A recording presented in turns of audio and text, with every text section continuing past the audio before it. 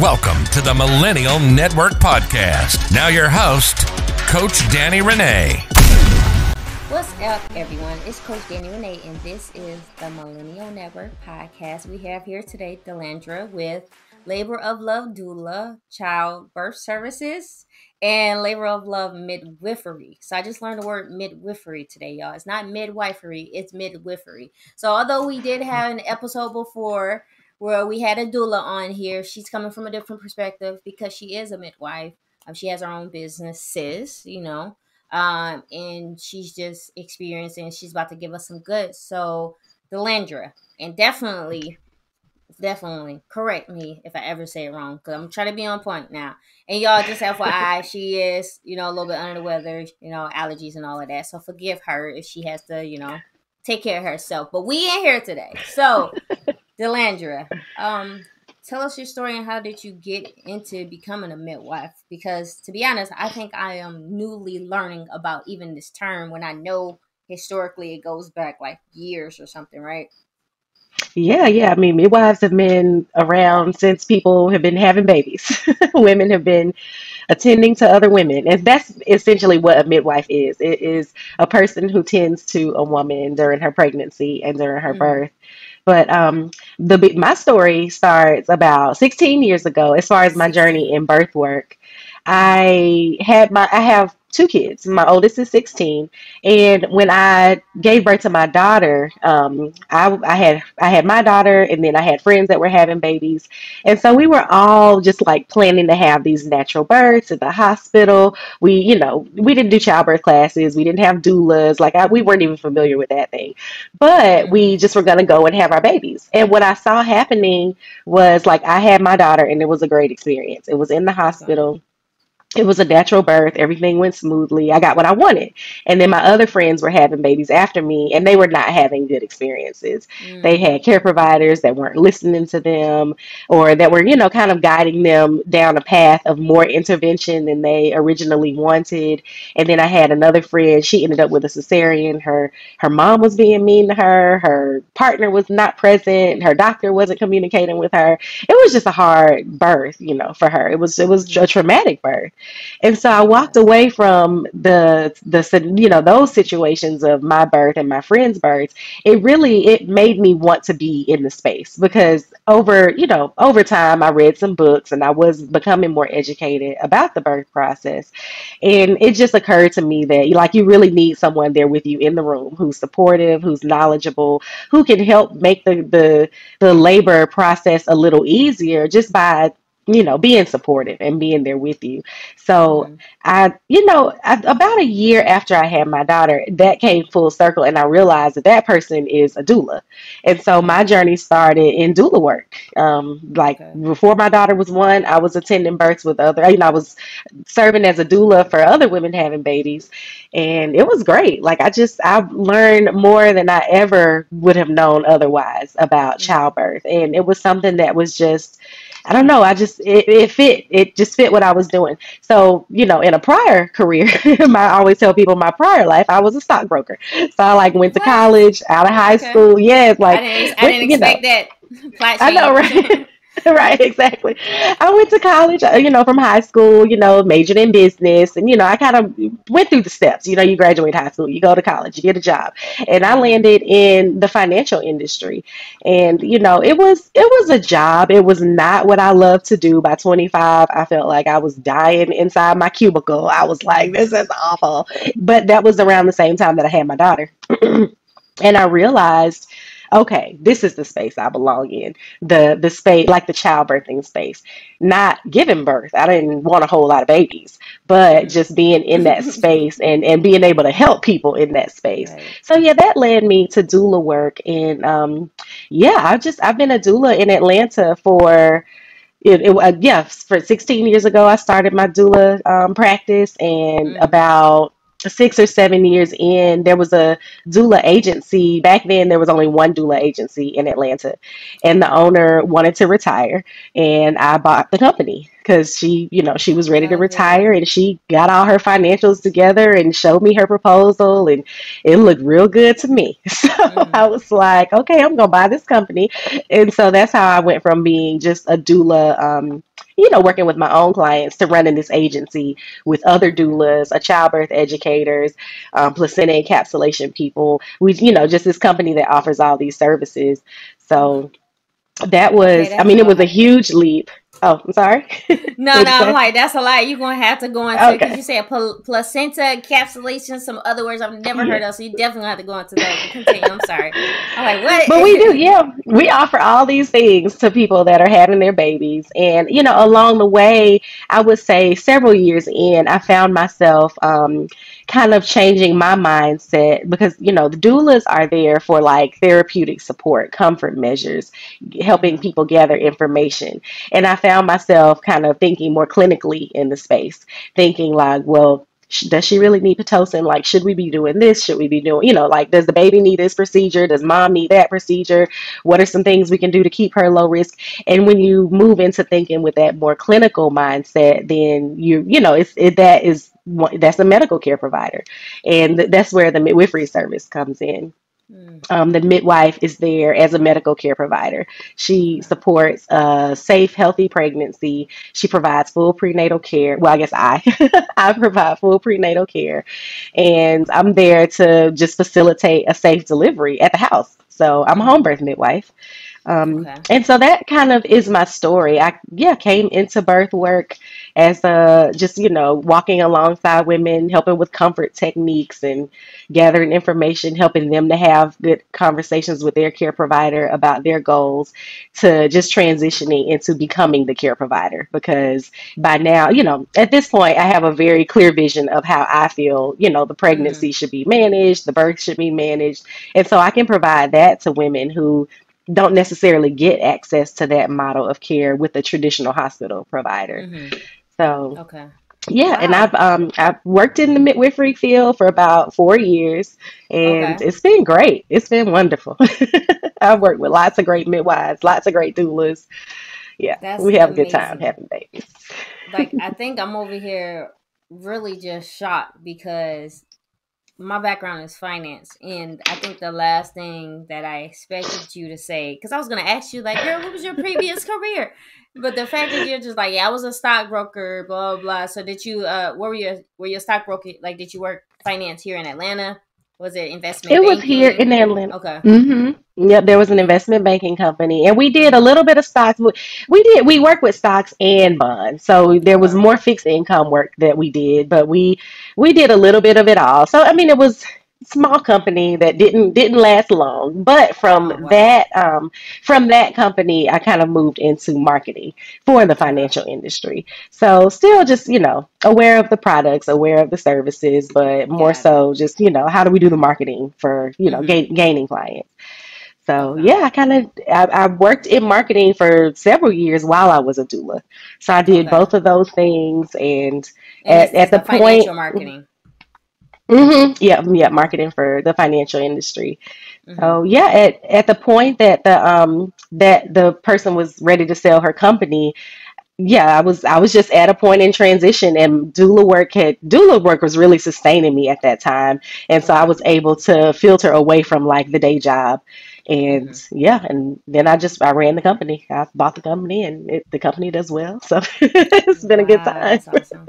So, so you said Yeah. let's go back to that point because, um, people, you got a lot of people that saying you got to sacrifice, you got to do this and that, and I feel like there's a narrative that is missing a lot of different angles, on social media as far as how you should transition into entrepreneurship, and everybody has, their different beliefs and whatnot. But you said that it was sustaining you. So, give me like a little bit more detail on, like, you said it was sustaining you. Like, how did you know, like, all right, I can step away from um this corporate job? Like, what are some things that you set in place? Was it a decision, like, for your business, as far as like a certain amount of money coming in to where you was like, all right, I'm good? Did it replace your full income? And like, what was that process that you went through in your head to where you're like, I know I can step away from this and I will be good? It was a little bit of a decision on my part, and I was Okay. pushed because the company Okay. that I worked for, they ended up going under. Mm-hmm. So it wasn't a bad company. It was just, the market changes and things happen with some people up at the top of the chain. And yeah, so the company had to downsize drastically. I'll put it that way. And so in Okay. downsizing, my department almost kind of got wiped out. And Mm-hmm. so yeah, but by that time I was so active with doula clients. I had been a doula for, I don't know, maybe almost 10 years by that time. And so I think a part of it was I had enough grant, like enough of a hold in the community that I had lots of Okay. clients. I had lots of clients coming to me. I had great word of mouth. So yeah, my doula calendar was full. And so by the time the company was like, we're shutting Mm-hmm. things down. Here's everybody's severance. I had a nice little cushion to kind of see, Okay. okay, like will I be able to just do doula work and still pay all the bills? And so a part Mm-hmm. of that was just wise money management, that part, Mm-hmm. not being overextended, making sure that my expenses were minimal because yeah, like I didn't wake up and say, okay, I'm going to start working my way out of this job. I was really Mm-hmm. content to just do them both because the job was so Oh, okay. flexible.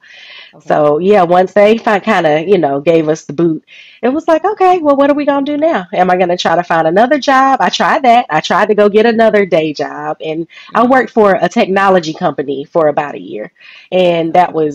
I did the same thing. I was still doing marketing, but that was a brand new language, a brand new industry. It was not the workplace was fun, but the job was not a Mm-hmm. good fit. So, Oof. and by then I was head over heels in birth work. So, Okay. yeah, I was kind of I there for about a year, and then I just stepped away, and I was like, you know what, I can do this doula thing. I'm gonna buy this company. This company is making money, so I'm gonna, yeah.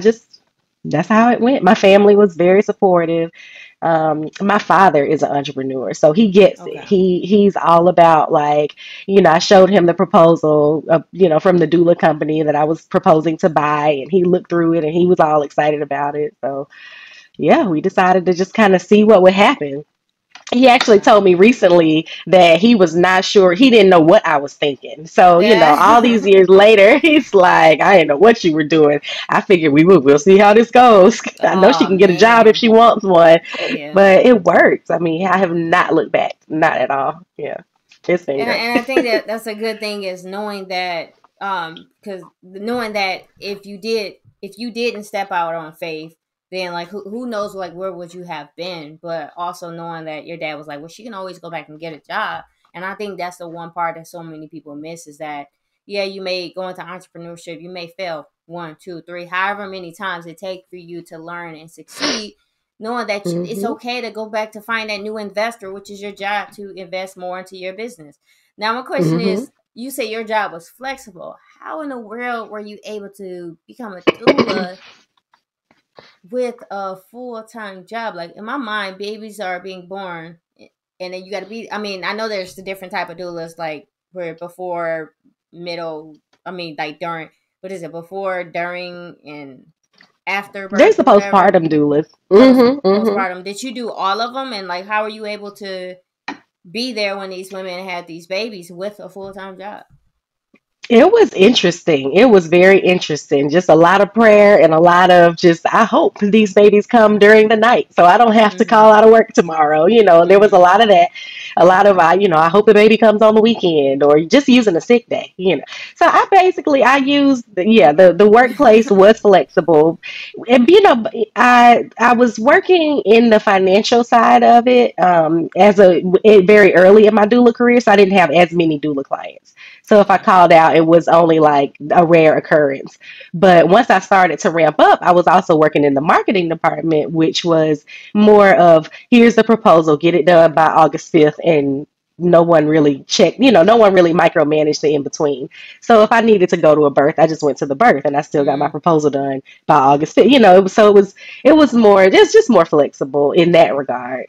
But they Okay. still expected me to be there at the desk, 5 days a week, 8 to 5. So yeah, I would call out. I use sick kid as an excuse. I'm tired as an yeah. I would just do what what I Woo. had to do. So more the I story, know. y'all. Find something if you're gonna work a job while creating this business that you're very passionate about.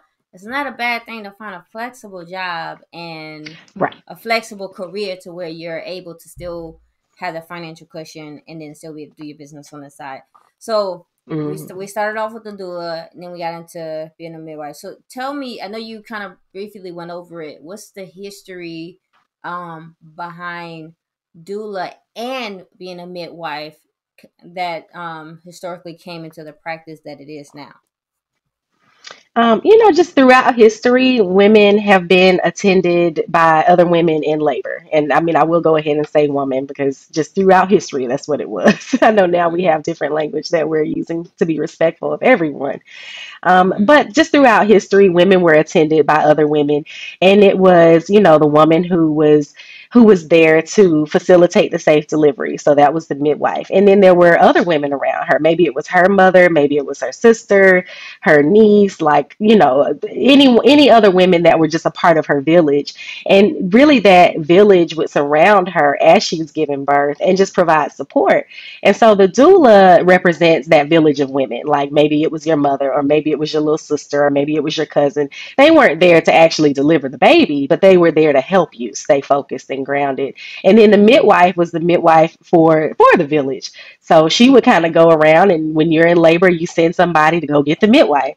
So that's how birth has played out for centuries, but until we Mm-hmm. got to about 100, 130 years ago, and childbirth moved into the hospital in the United Okay. States, because it's not the same story in other countries. When you look at developing countries, there are countries that have better outcomes and have, as far as maternal mortality and infant mortality, they have better outcomes, and a lot of births are still in the home and attended by midwives. So, other countries still have that model in place, but in the USA, we brought childbirth into the hospital. It was really sorry, it was a financial, it was like a business thing. They have Mm-hmm. doctors that were newly trained. Who they gonna doctor on? Oh, well, you know what, let's have them doctor on these women. So Mm. obstetrics came about really as a business model, not as a let's help women have babies safely model. Gotcha. So yeah, midwifery, the shift happened where doctors became, more so the accepted norm for childbirth, and midwives became something that was just kind of like old school or less fancy, or, maybe they were considered dirty depending on who you were talking to, because a lot of midwives were black women. So Oh once birth man. was transitioning into the hospital, there were smear campaigns to tell the public, these black midwives are nasty, these black midwives are ignorant, but they were really doing a great job. They had excellent outcomes. And so now I think really what's happening is we're getting wiser to know that birth doesn't have to be in the hospital. You don't have to have a doctor present. Doctors are for high risk situation, like they're trained for high risk. They're trained to do surgery. If you are not high risk, if you don't want surgery, there is another good option for a care provider that specializes in that. So I think now we're seeing this shift back toward the midwifery model of care for people who resonate with that model. There are plenty of people who are like, nope, take me to the hospital. Right. Get me the drug. Where's my doctor? And that's fine. But there is a huge segment of the population that's like, no, we don't have to have a bunch of drugs. We don't have to be in this sterile clinical environment. I can welcome my baby in my home. This is a community event. They consider birth a community event and a family Mm-hmm. event versus a procedure that we're going to go to the hospital, have that procedure done, and then come Mm-hmm. home with the baby. So I don't know. I feel incredibly blessed that I even wandered into this field. I feel like I was called to it.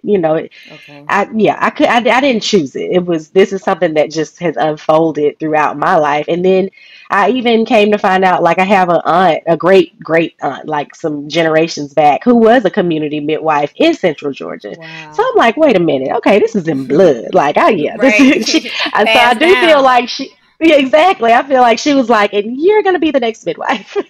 So it just yeah, so here I am. But yeah, I think social media has been a huge contributor to people really finding that care provider, like finding that birthing space that they feel comfortable with.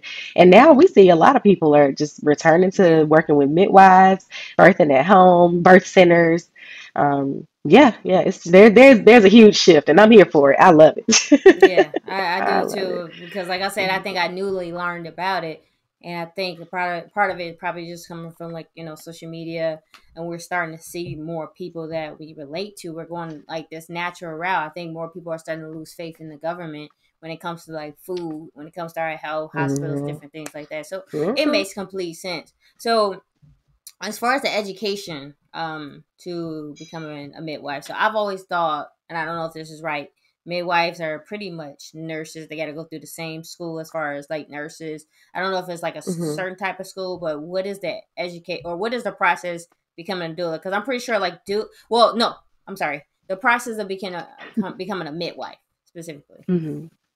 Yeah, there are three different ways to become a midwife. There's the pathway that you mentioned, that you where you get a degree as an RN. So some people are RNs and they just really loved being in L&D and they decided Okay. to pursue midwifery. And then there's some L&D. people that I'm sorry, labor and delivery in the Okay. hospital. Yeah, they're working in the hospital and they've decided like, okay, I can be the midwife here.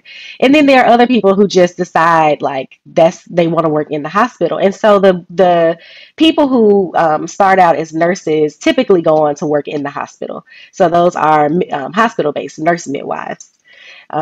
Their all their training is geared toward working in the hospital with a physician kind of right nearby. They have a very different skill set because they tend to work with higher risk moms. They're still Midwives are the experts in low risk care, but they do see more higher risk because they work alongside doctors in the hospital based practices. And then there are two other pathways. There's a different type of midwife. So that's a certified nurse midwife that's in the hospital. There's also a certified professional midwife, which is a midwife who is trained and specializes in out of hospital birth. So that pathway looks like going to there are different schools that you can go to, like to get a bachelor's degree or to get, kind of sometimes it's not a degree, but it is like doing a formal educational process that you have to sit and you have to do a board exam at the end of your process to get credentialed as a certified professional midwife. And Mm-hmm. so, yeah, the main differences are that one midwife is specializes in hospital birth, and then the other midwife specializes in home birth. But they've both gone through an educational program and taken an exam and become licensed to practice. And then there's a third pathway, which is called the direct entry or the traditional pathway, which is basically learning by apprenticeship. And Okay. so those midwives may not do any kind of formal education, but there's still a ton of education involved. Like they are reading books, they're, doing midwifery studies on their own, and they're shadowing experienced midwives in the community. So there's three different ways, and a lot of them, like even if you're a certified professional midwife, there is an apprenticeship component. Or if you're a nurse midwife, you have your clinicals. So like that's your apprenticeship component. So yeah, there's three different pathways. Some people, everyone is apprenticing under experienced midwives, but some people choose to do like the formal educational program to focus on home birth, or that formal educational program to focus on hospital birth. So Okay. So yeah, a what's few like the different pathways. experience? What's the experience that the Experience. mom go through? Um, Actually, you know what? Before I even ask that, so no, I'm sorry. Forgive me, because I already kind of asked that. Well, what is the experience that the mom will go through in the home? Um, as far as like home birth, because a lot of times to me, when I see these videos, the mom look like she's in pain. I'm just like, girl, I feel your pain for you. You got, maybe somebody there holding her hand, making her get through it. But then you have obviously the hospital route where some people are like, no, I want the epidural, shoot me up. I don't want to feel any pain. So, like, what Hmm. is that? What is that home experience that you create for these moms? Being at home, you typically you don't you're more comfortable in your own environment. So the thought is that like your perception of pain is different when you're Okay. at home because you're in your own space. You're surrounded by your loved ones. There aren't any like beeping machines. You're not worried about Are they going to come in and want to do a C-section? Are they going to come in and want to, mess up my birth plan? There's just less anxiety in the home space. So Okay. moms typically are able to cope with birth a little better, at home. But there are still people who plan a home birth and say, take me to the hospital. I want an epidural. And then we go to the hospital and get an epidural. Mm-hmm. But yeah, at home you're surrounded by your loved ones, and so as far as the midwifery side of things, as a midwife, I bring the tools and supplies that we need to really just have a baby at home, disposable supplies, and I bring them, like a water birth tub. There are people that want to have their baby in the water. We do that at home a lot. Mm-hmm. And then that's another tool for like pain management. So a lot of hospitals don't offer water for pain management, but it's a pretty incredible tool. People get into the water and it helps them to relax and it helps the labor to move a little faster. And yeah, Okay. they have their babies in the water. So we have different tools that we use for pain management at home versus what you get in most hospitals. So that helps. Gotcha. But So it's basically a like part of it. natural pain management. Yeah, exactly, exactly. That in preparation, like we focus on childbirth education as well, Mm-hmm. because the more you understand about what your body is going through in the process, the better able you are to just like breathe and accept it and surrender to the process.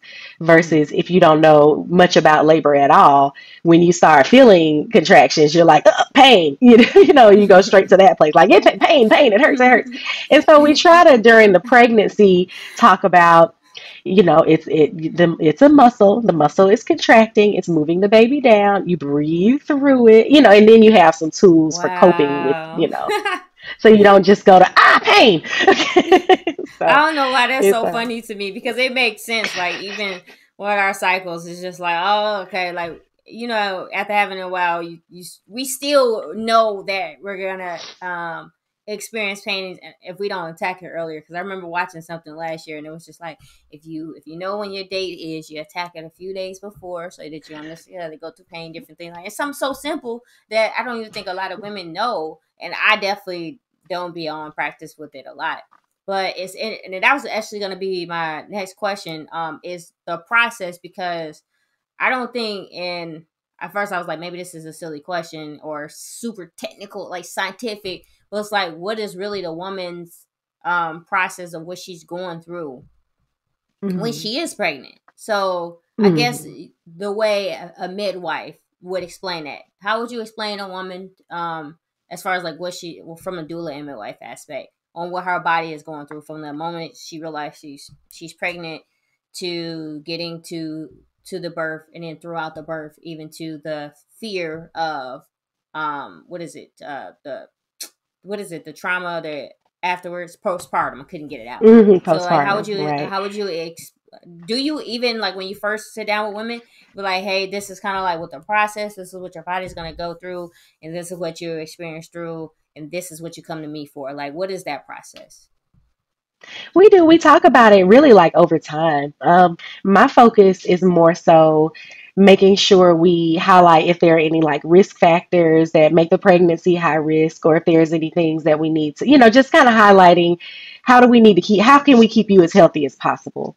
But over Mm-hmm. the course of time, we talk about like all the hormonal changes that take place, all the physical changes that take place in her body, and that's really what pregnancy is, just a ton of hormonal and physical changes and emotional changes. But doulas are real good at helping women kind of navigate the emotional changes. So Mm-hmm. we are blessed to have doulas whenever we have them. But it's yeah, we just talk about like all these hormonal and physical, just the things that she's gonna may experience. So there are aches and pains, and there's the morning sickness and things like that come up during pregnancy. But definitely as we get closer to the birth, just kind of being, helping women to mentally connect that, okay, my body is about to encounter this like huge transformative thing. We're about to, like, this is the most physical thing most people will ever do. You can run a marathon, but I think childbirth might be, I mean, Yeah, it's up there with that. Oh So my God. just we help women to prepare for, like, okay, this baby is going to be moving, this baby's going to be coming down, you're going to have like these surges and these waves, and you're going to get hot, or you're going to feel cold, or you're going to feel uncomfortable, or you're going to feel pressure. So we just talk about all the things that a woman feels during the process. That way, when she feels it, it's like, remember, we talked about that pressure. Because it's a person coming out of person, so there is some pressure involved. So Mm-hmm. yeah, that way she's more ready to accept it and say, all right, this pressure, but it'll be over soon. And that's another Mm-hmm. thing we focus on too, is just the fact that the entire birth process is temporary. I think a lot of, our culture has made us so afraid of giving birth Yeah. because the word we associate with it is pain. That's like the only Yeah. word we use. Mm. So That's we just true. kind of Like get I'm caught over in here like, like it's going to be pain. Mm-hmm. Right. So, if all you know is like birth equals pain, then you're not seeing the other side of it. You're not seeing that, oh, it's temporary, or oh, it's pain, but it's also pressure, it's also movement, it's also, it's like intensity. There are just other words that are appropriate to describe what you're feeling in the labor Mm. process. So we talk about just kind of reframing our reference of how we think about the birth process, because really 80%, and there's a saying, 80% of labor is from the shoulders up. Like, it's really the mental aspect of where we are during the process has a much bigger impact than how long the labor is or how the baby is positioned. Because yeah, the babies change positions, they find their way out. Labor, some are long, some are short, but they all, there's always a baby at the end of it. Like, it will be over. The Mm-hmm. baby is going to get born. But yeah, I think it's just a matter of just helping people to reframe how they think about the labor process. And so we do that over the course of the whole pregnancy. We talk about mental preparation, talk about physical preparation. And then as midwives, we definitely encourage people to have doulas, because the Okay. doula is the person that's there, that is experienced with childbirth. She's not afraid of the birth. She understands like what the woman is feeling during the process, and so she can help her with the pain coping and with the relaxation techniques. So a part of it is kind of mental preparation ahead of time, but then the other part of it is like that in the moment, one-on-one, help you breathe. Just Mm-hmm. kind of help you with each contraction as it comes. So that's where the doula, the doulas and midwives, that's how we work together, Mm. is you know just getting them So prepared beforehand and then working with them during. so So, great teamwork. Awesome. And then I mhm. know that they do have the facilities too, so it doesn't necessarily have to be at the hospital or at home. It's like facilities or birthing facilities or Mhm. something. Yeah, we have one birth center up here in Atlanta. Birth There's center. another one Okay. in Central Georgia. Yeah, and it's basically like a home birth, but it's not your house. It's their house. So Got it's it. set up to feel like a more homey type of environment. Regular beds, regular showers, regular furniture, versus the hospital is hospital beds and things. So Like, yeah, why would birth people centers are a go nice there? in between. Yeah. Why Hmm. would they go there to a birth center? I find that a lot of first timers feel like home birth is a big undertaking, because it's not the norm yet. There Oh, are a okay. lot of people that are having home births, but the norm is to go to the hospital. And so I think, especially when they start to talk to their family and friends about wanting a natural birth and wanting to do it at home, a lot of people get shamed. And so the birth center is like that happy medium. We can go there to that facility and have the baby. Like, they have a few extra tools than we have at home, just a few though. And yeah, it makes people feel more comfortable to be like in a facility to Mm, have their baby. But we see a lot of people that go to the birth center, turn around with the next baby, and they plan a home birth. And so it's gotcha. just kind of, they just have to Interesting. kind of ease their way out of the hospital rather than Gotcha. taking the full leap from hospital to home birth. Hmm. That's so interesting though. Like you said, that people would shame them. Well, I guess because if you got your environment, especially when you have old school thought for a woman, you still got the Hmm. moms, grandmas, like you said, sisters, maybe influencing her. But I don't know. I guess maybe Hmm. naturally in my mind, like you said, maybe just because I looked it up, like I did research, I would rather be home than a facility. But I guess maybe it's the fear of, well, what if like something you Yeah, don't have it right. at home? That's maybe like you said, that's Mm-hmm. that in between. Mm-hmm. Whew, Mm-hmm. That's a part of man. it. That is definitely a part of it. Yeah. But I think, Okay. and it's, because the birth centers are typically like right next door to hospitals. And Okay. so they're independent from the hospital. But if you need a C-section immediately, you can go across the street and get one. And that's like a rare occurrence in labor. Yeah, I was gonna That's ask that. super rare. But that's the fear. The fear is, what if something goes wrong? And so with home birth, we generally want to be within 20 minutes of a hospital, but some people in like rural areas don't have a hospital for a couple hours. And Mm-hmm. so, midwives are really filling a gap in that space because we're willing to go into the home and provide prenatal care. We're willing to go into the home and facilitate a safe delivery because there are people who will just do it themselves. They'll just be Mm-hmm. at home and have the baby and they won't get full prenatal care. And so maybe they do have some risk factors that are going unrecognized. And that kind of can set people up for a dangerous situation. Oof. So yeah, I want to say in Georgia, like almost 50% of our counties don't have a obstetrician, don't have a labor and delivery unit, like just don't have the resources.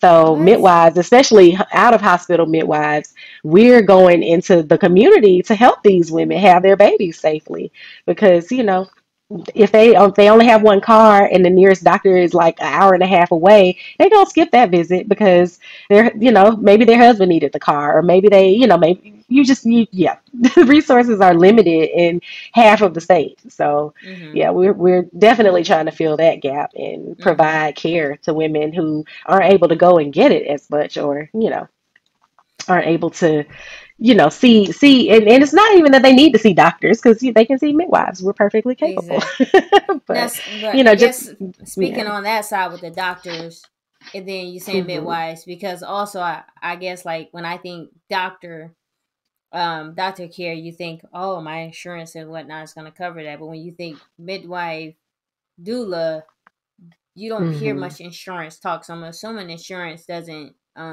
cover that, or maybe it does for certain insurances. Like, what, with you being a Yeah. business owner, what do you typically run into um with, I guess, a financial aspect behind it?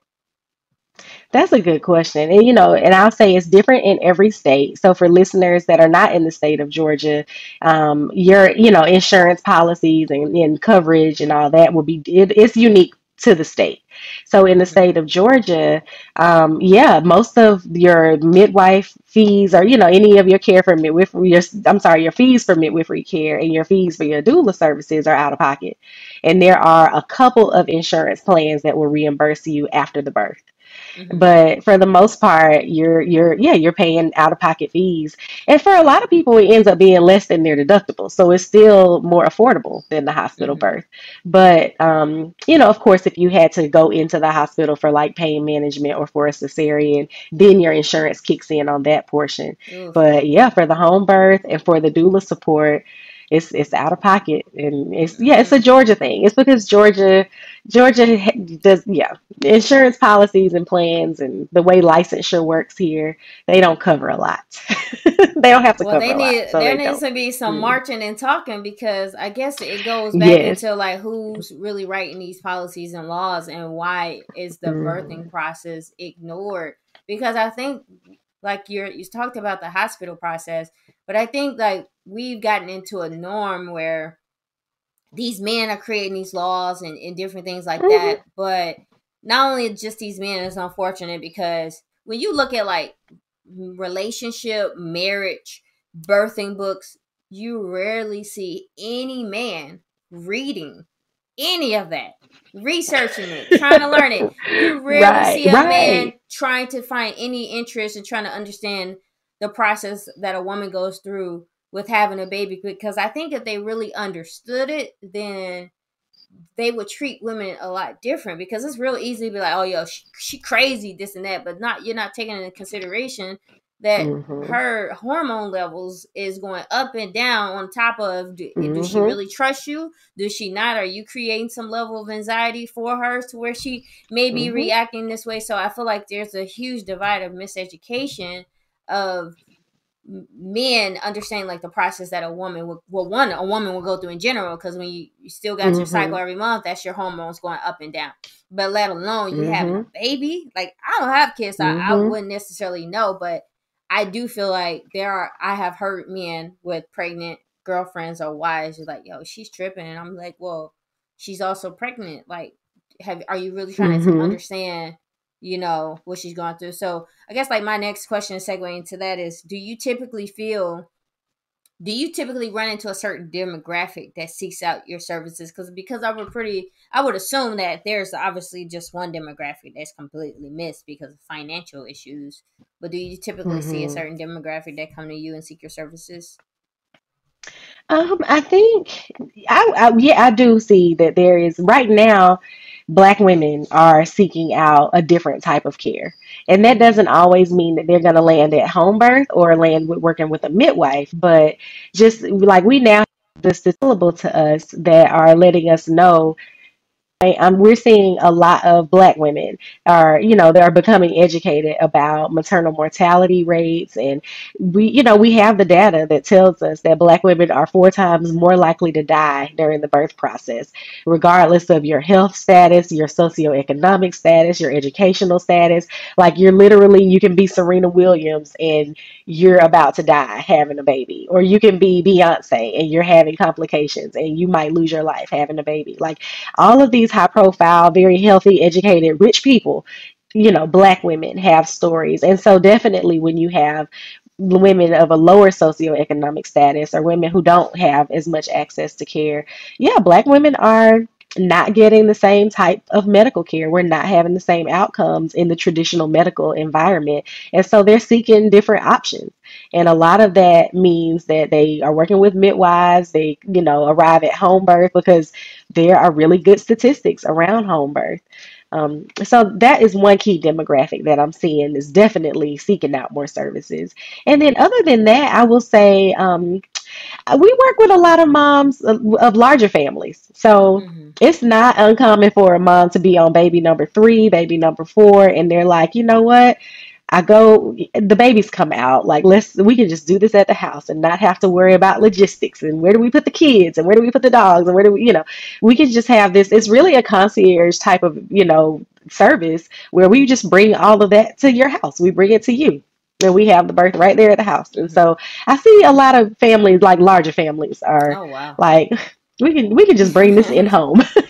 We can just do Well, this when you here. put it like And that, okay. right, right. So, So I would say, that's a good bit of people that we work with. But then there are also first timers. I mhm. think now with social media and the exposure, like, yeah, a lot of women are seeing, like, wait a minute, I can have the birth and I can have this ambiance and environment and I can have this water birth pool. And so, yeah, some people are being won over by social media Yeah. posts.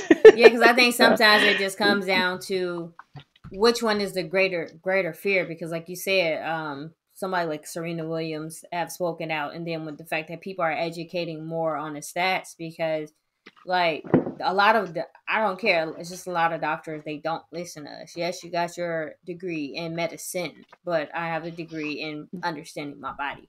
So you just know when certain things aren't right.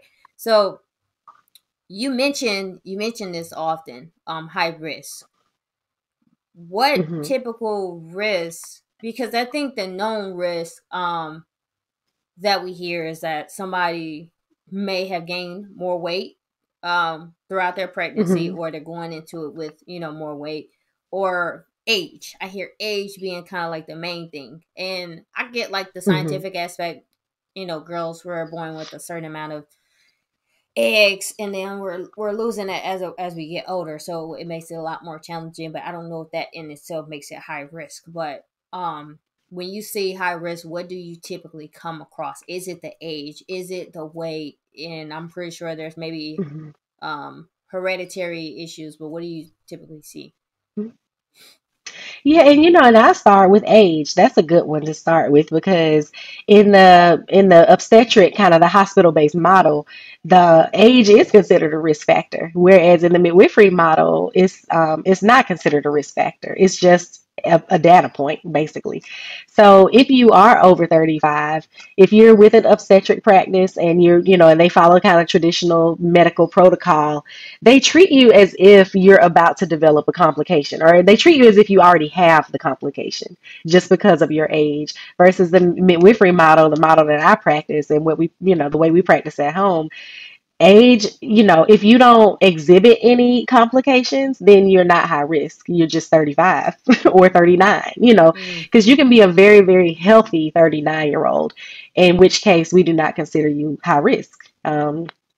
But the actual risk factors are things like hypertension or diabetes Okay. or, thyroid issues. So like actual disorder in your body, that's what constitutes high risk. And so we have, and there are like diabetes is one of them that has some wiggle room. There are some people who are going to have gestational diabetes. That's just diabetes only in pregnancy, Okay. but they can manage it with diet and exercise. Okay. And so if you can manage it with diet and exercise, then you're still keeping yourself low risk for complications. And so that's how we manage care. Mm. Versus, a hospital-based provider, they might be like, "Oh, you have gestational diabetes, put her on insulin," and they don't give you any more guidance than that. They just put you on a medication and schedule your induction. And we hope the baby doesn't grow too big. We hope you don't have complications. We hope. We hope. Versus in my practice and other midwives' practice, we talk to you every single visit about how you need to eat, when you need to exercise, how to take your blood sugars, how to really just take control of your care and your health so that you can monitor and keep your sugars within a certain range, because we know that if we do that, our baby's not going to have any issues. Mm-hmm. So it's really just much more hands-on, like customized, or I tell people it's a personalized approach to care, Gotcha. because we spend extra time with you. Um, the hypertension is one of the other big areas. Is there's so many risk factors for hypertension. There's the genetic component. There's being black in America. There are lots of reasons that we are going to have hypertension at some point in our lives, and so yeah, it's just a matter of like seeing what are the contributors. Is it stress? Well, let's talk about how to reduce your stress. Mm. Is it that you need to exercise more? Like, how do we need to get you more active so that your blood pressure can behave? Wow. Or maybe there's some herbal therapies, or maybe like just kind of trying to approach it from different angles. Whereas the traditional medical approach is put her on hypertension meds, schedule her induction. Yeah. So That sounds there's about not a right. lot of guidance given. Yeah, they don't give a lot of guidance for how to promote health. And I guess that's the other thing, is that model more so is like reacting to whatever goes on, versus a midwifery model is like being more proactive. Let's prevent disorder. Let's prevent complications. Let's teach you how to keep yourself healthy, which Wow. in turn Mm. impacts the entire family, because we empower women to, take control of their health, and which is going to empower you to take control of your family's health, because you're going to do the same thing for your partner and your kids and your mom and your dad. Like, that we see so many women that come out of the birth process and the prenatal care and the birth, and they know so much about health Mm-hmm. that, yeah, they can tell this family member what vitamin they need to take and what herb they need to try, and what, like all these different approaches to just how to promote health throughout the entire family. So it's, Wow. You it's, minimize I the love risks them that all. I Like, I have. can't say enough. You definitely minimize the risk, because Hmm. I'm like man, like I'm kind of blown away by just a lot of stuff that you're saying, because I guess I'm looking at it from a statistical slash mathematical slash mental aspect, because there are so many things that I think we've developed, as far as, like you said, the fear of pregnancy, from not just pain, but then um you hear this term high risk thrown around a lot, Hmm. but you A lot. don't, because when you don't have kids, you don't know what risks you could potentially be Hmm. prone to. The Hmm. main thing is we hear age. That's like the number one thing. That's why, Hmm. women Hmm. is like, all right, we got to make a decision. And then you also know that either you may go into it if you already have certain health issues, or you're going to potentially develop it during the process. So like, I really do feel like you have minimized that risk a lot for me, because And definitely, hey, when it's my time, girl, I'm calling you up because you definitely like sold me on a process, like for real. So Yeah, going into the it's a good the process. next part, because you said everything is up here mental. Now, do you do the postpartum as well Mhm. with your practice? My postpartum visits are like checking on mom and baby, Mm-hmm. checking for, really checking vitals and emotional well being. So, able to, I have screening tools to detect postpartum depression. But if a mom actually has postpartum depression, then I refer her to a therapist because they are the specialists in um, mood and mood disorders. But I think my postpartum services cover mom from a medical standpoint, but then there are also the doulas that cover, their hands-on help. They're like, okay, let me come in the house and help this mom keep the house together so she doesn't have to be out of bed too soon after having this baby. Mm-hmm. Like, kind of promoting her being able to rest and recover. Mm-hmm. So doulas help in that way. But as a midwife, yeah, I come into the home. I have several postpartum visits with the clients, which is an improvement over the medical model. The medical model, you're in the hospital, you leave after the second day, and they see you at 6 weeks. Mm-hmm. And what the studies have shown us, evidence is telling us, is that women are having kind of bad outcomes in that first 40 days after the birth. So home birth midwives, we have several postpartum visits. We come and see you at 24 hours, at 4 days, at 2 weeks, at 6 weeks, and then we're in touch with you a lot more because you're able to pick up your phone and text your midwife, or you're able to pick up your phone and call. Like, you don't have to call and get the phone nurse and get transferred and kind of get sent around the rosy trying to get a simple answer. You have someone that you can just reach right out to and talk to if something's going on, like if a mom starts having headaches postpartum, or if she starts vomiting. Like, Okay. yeah, those are warning signs. And Mm-hmm. so, as a midwife, we're more in touch with our moms in the postpartum space, so we're able to catch those things as they're happening. And so, yeah, it's improving outcomes. It's improving mortality rates. That's good. I think that part is really important because we can get very hung up on the birth itself, and then after the baby's born, everyone kind of goes about their lives and leaves her here to take care of this baby. And so she sacrifices herself because she's trying to learn this baby. And in the meantime, mom needs help. Like, mom needs some medical attention, or, mom needs some emotional support. So I think just our culture, again, we don't have that village the way we used to. We need to So many create it. moms We definitely need are to create it. we have to create it. Exactly. It's like, if all the grandparents live far away and can't take off work, or they can only take off for a week, like, it's hard. We're having to rebuild that village approach, and it's like, well, how many doulas can I hire? Mm-hmm. How many night nurses? Like, how many times can the midwife come by? Mm-hmm. They're just, yeah, whereas back in the day, the grandmas came in, or aunties, and people had meal trains, and the church would take care of you. Mm-hmm. We don't really have that a lot anymore, Yeah. And depending that's the on your sad part about community. it. Yeah, yeah. Hmm. So you mentioned doulas, plural, because I Hmm. know we definitely focusing on the midwife, and you have two different businesses now. Do you have a set of doulas that you work with, or I don't know if I want to say work for you or that partner with you, but do you have a certain amount of doula? Do you have other midwives? What is like the structure of your business, or is it just all you? Well, I'm the only midwife, Okay. and that I'm the only one that provides midwifery care. And then my doula service, I have 9 doulas that Okay. provide doula support. So they work in all the hospitals, they work at the birth center, they go to home births. Some people will hire me to be their midwife and hire a doula from out, another place, which is fine.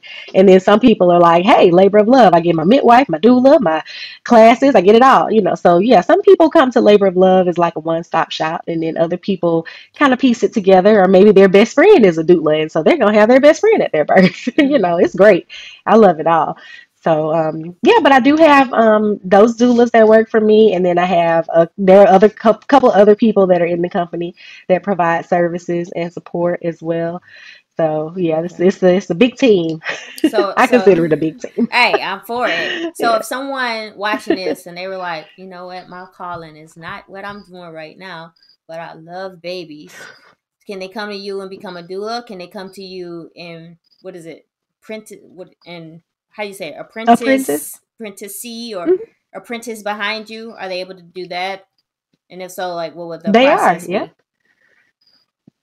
I have a apprenticeship model within the doula agency that they shadow prenatal visits, they shadow postpartum visits, they can shadow births when those opportunities arise.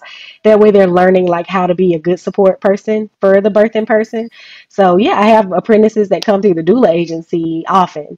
And then as a midwife, I haven't had a midwife apprentice on the midwifery side, but I'm looking forward to it one day because there are people who have called and like, okay, are you taking on a student? And I'm not taking on a student right now, Got it. but down the line I will. So that'll be fun. And that looks very similar, like shadowing the prenatal visits, coming to the birth, seeing what it's like being at the birth. And then on the midwifery side, there's more emergency skills training.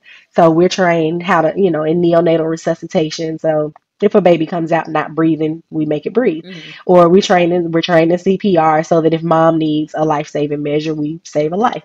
So yeah, there are other more just more emergency training that goes into the midwifery side of things. Okay. But yeah, one day I look forward to having a student one I day because hear. we've all been students. Yeah. So yeah, So you, yeah, so you it's guys, so a you good are time. taking on doulas that maybe these doulas too are, I guess for the even sake of the podcast, you are taking on doulas to where they're like, hey, I still have this job, but I really want to make some extra money.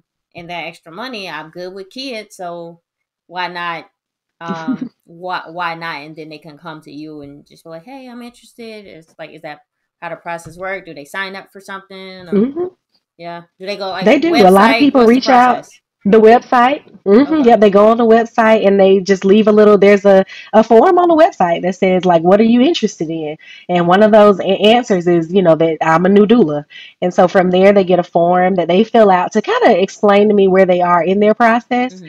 And then from there, we have a phone call and an interview and just to kind of fill them out and see, why do you want to be a doula? Why are you drawn to birth work? Like, what's your everything from what's your financial expectation to what is your how does your time commit like how is your life set up basically is your life set up to be able to leave everything at the drop of a hat and go be at a birth for maybe 2 days Hmm. because when you go in you don't know when you come out. We don't know when the baby's going to be born. So yeah, I talk to the new doulas all the time about just what has inspired them to become a doula and how can I help them gain experience and help get them clients and how can we just kind of help them pursue that goal. Hmm. And yeah, I love it. I know there's some doulas are there are several doula agencies in Atlanta now. But I've heard that some people can be a little more unsure about working with doulas who have a different job. But me, my background, I'm like, with your job, let's see how it goes. Hmm. you know, you can have a day job. You can also be a doula, and if you encounter conflict, then we'll handle it when that happens. But I think definitely if somebody's wanting to start doing doula work on the side, yeah, I'm here to support them. And Okay. come right on over to Labor of Love. I was gonna say, and what would the Yeah. website be for them to fill Mhm. out all this information? It's alaboroflove.org or www dot Okay. alaboroflove.org. Okay. Is that the Mm-hmm. best way to reach out to you, or social media, or whatever, or just go straight to the website? Yeah, the website is the best way. Okay. Yeah, yeah, Perfect. website's a good way. And then I guess my next question would I'm be, sorry. so that person that is working a job, because you're a business owner, Hmm. you have Hmm. employees, you understand that system because you've been working it so long. What advice would you give to the listener that is looking for their way out of corporate America? Or maybe they enjoy what they're doing at corporate America, but they want to become an entrepreneur and make extra money so that even though they're enjoying what they're doing, they don't have to do it for the next 40 years. Like, what advice would you have for them? Hmm. I say if you have an idea or something that you want to do, just go for it. Just go for it. One step at a time, one foot in front of the other. Build the like create the product or start, get trained in how to provide the service or just pursue it. I think right now there is so much room in just, and I'm from Atlanta. I live in Atlanta. I have seen Atlanta like explode over the years.